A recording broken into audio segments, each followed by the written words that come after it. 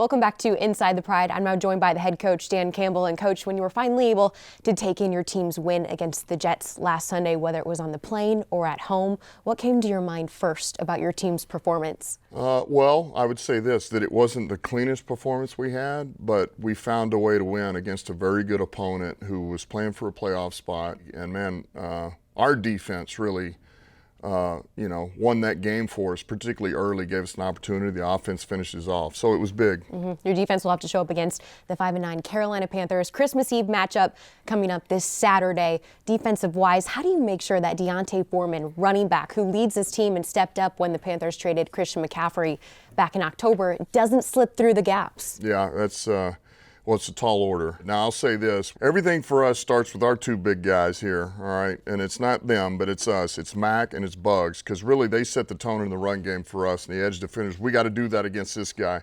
He's a load, and he is a put your foot in the ground and go downhill. And when you're built the way he is with his stature, he's stout, he's strong, he's explosive. Man, you give him a crease, and he can go the distance. So we got to be ready for him. But I like our big guys in the middle. Yeah, you mentioned your offense going up against one of the top defenses in the Jets. They didn't allow a single sack. So how do they carry that grit over to the Panthers, especially against defensive end Brian Burns, who has 10.5 sacks so far this season? Well, look, a lot of that starts with our two tackles. You know, to be where we're at right now, Decker and Sewell are playing at a very high level, Pro Bowl level. And so this guy here, look, we've seen some very good rushers. I think this guy's a little unique. He has length. He's built a lot like J.O. He's got speed off the edge.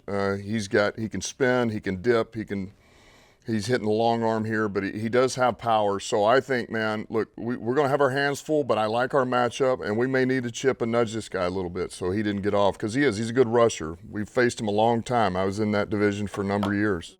Your pass game, Jared Goff will go up against another young secondary here. Here it's J.C. Horn there with the Panthers, 8th overall pick in last year's draft. 7 passes defended so far this season, 3 interceptions. How do you make sure he's a non-factor when it comes to your pass game? Listen, we did a lot of homework on him. We really liked this player a lot when he was coming out, because he's got the skill set, and he's pretty tough.